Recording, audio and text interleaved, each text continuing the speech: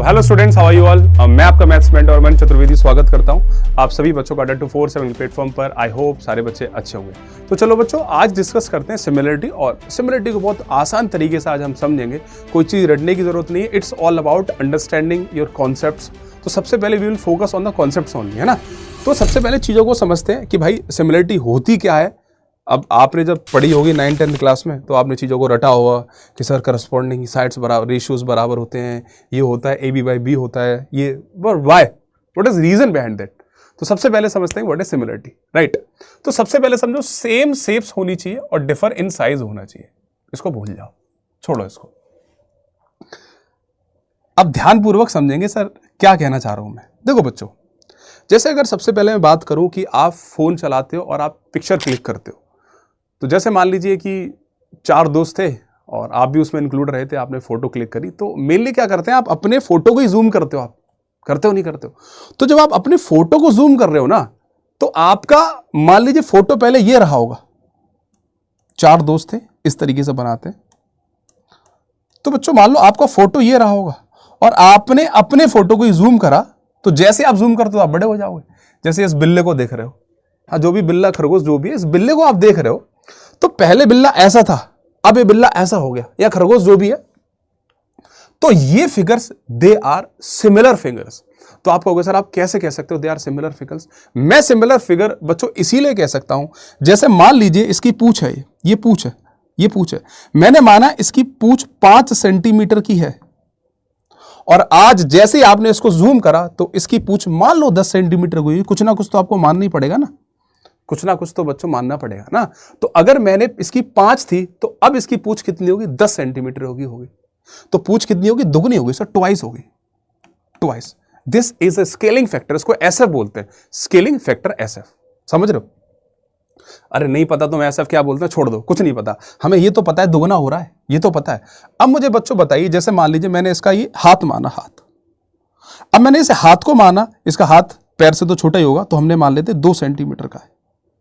तो इसका हाथ कितने का हो जाएगा मुझे बताओ। तो आप कहोगे सर जब ये ट्वाइस हुआ तो ये भी ट्वाइस हो जाएगा, तो ये कितना हो जाएगा, 4 सेंटीमीटर। एक बच्चा बोला सर ये ट्वाइस क्यों होगा।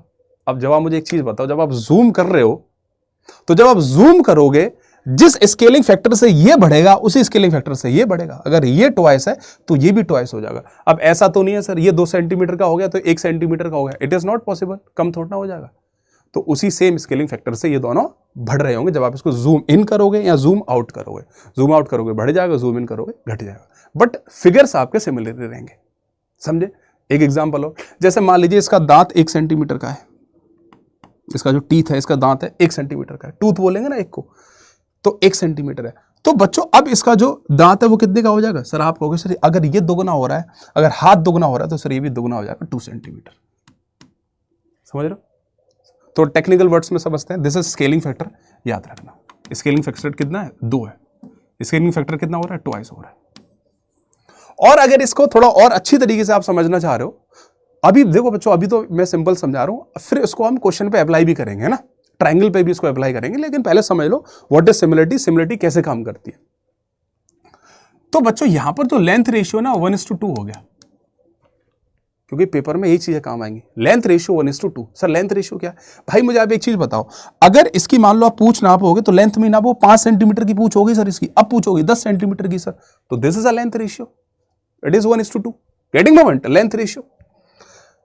कोई दिक्कत यहां तक? वैसे तो होनी नहीं चाहिए आपको। अब एक चीज यहां पर आपको और दूसरी चीज समझनी है, करस्पॉन्डिंग साइड।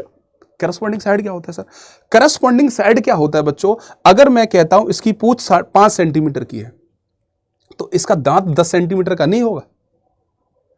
ऐसा नहीं कि आप इसकी पूंछ से आप कंपैरिजन कर रहे हो इसके दांत से, नहीं।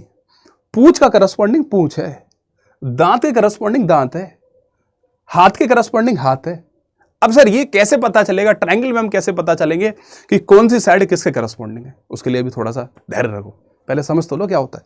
तो मैं सिर्फ ये कहना चाह रहा हूं बच्चों, जैसे मान लीजिए अगर मैं इसको आंख को ले लूं, इसकी आंख बढ़िया लग रही है, तो आंख होती सर्कल, सर्कुलर फॉर्म मान लो, हमने मान लिया भाई, हम अपने अकॉर्डिंग मानेंगे चीज़ों को, जो हमें जिस तरीके से हमें चीज़ें समझने में आसानी लगे उसके अकॉर्डिंग हम मान लेंगे। वैसे तो सर्कल ही होती है, मान के चलो सर्कुलर फॉर्म है।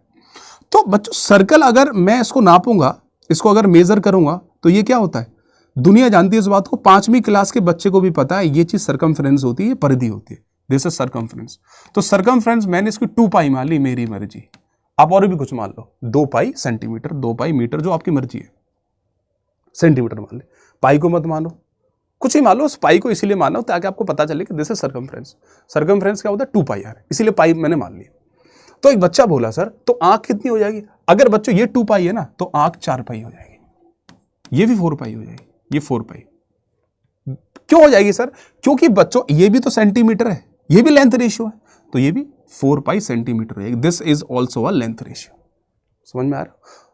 तो जितने भी लेंथ रेशियोज होंगे, जो भी चीज आप मीटर में मेजर कर रहे हो, सेंटीमीटर में मेजर कर रहे हो, अभी सेंटीमीटर स्क्वायर मीटर स्क्वायर की बात नहीं हुई है, जो भी चीज आप मीटर में मेजर कर रहे हो या सेंटीमीटर में बेस कर रहे हो, this is called length ratios. Area ratio अलग होगा, वॉल्यूम रेशियोज अलग होंगे, वो आगे आएंगे। एरिया रेशियो तो अभी कर मैं क्लियर करूंगा क्योंकि ये पार्ट है सिमिलरिटी का, राइट स्टूडेंट्स? तो लेंथ रेशियो क्या होता है? जिस चीज को हम मीटर में मेजर कर रहे हैं, चाहे वो सर्कमफ्रेंस हो, चाहे वो लेंथ ऑफ द पूंछ हो, लेंथ ऑफ द हाथ हो, लेंथ ऑफ द दांत हो, उससे कोई फर्क नहीं पड़ने वाला। हमें फर्क पड़ना है बस लेंथ रेशियो क्या है। तो लेंथ रेशियो क्या है? 1:2। इसको पूरा समराइज कर दिया मैंने कि सारी चीजें क्या है, लेंथ है। और लेंथ क्या होगा? करस्पॉन्डिंग लेंथ होंगी, करस्पॉन्डिंग साइड्स होंगी, करस्पॉन्डिंग लेंथ होंगी। तो ये 5 है तो पूंछ 10 हो जाएगी। समझ में आया? आई होप इतना क्लियर होगा। अब आगे बढ़ते हैं। एक बच्चा बोला सर कि सर ये इसकी आंख है, तो अगर मान लो बच्चों मैं ये मानूं बच्चों इस आंख का एरिया कितना है?